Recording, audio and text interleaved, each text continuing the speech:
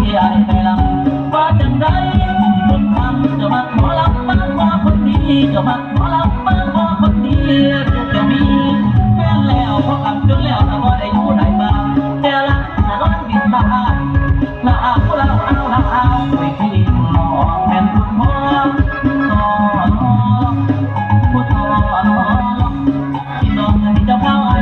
ผู้ใดมาเวียผู้แทนซอยละอวยพรนอนให้อยู่ดีตาเวทีละมีแต่คนนั่งนั่ง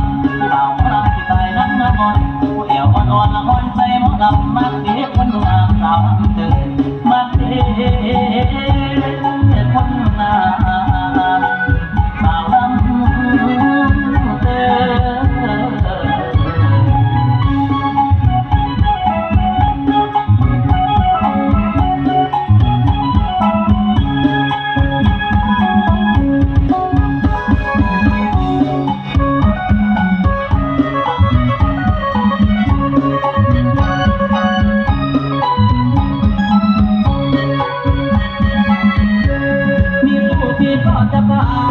มีตู้พี่ก็จะป่ามีหมูมีหมามีเป็ดมีไก่มีวัวมีควายอายก็จะทิ้งเพราะมีน้องน้องจริงอยากได้ยอดหญิงนั้นมาเป็นแฟนอายจะมา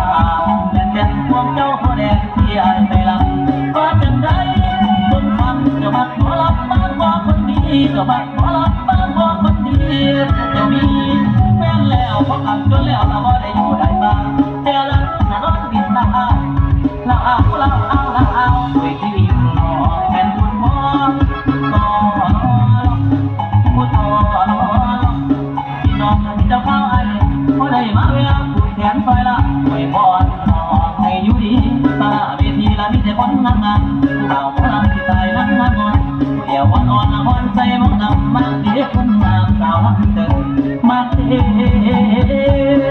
กคน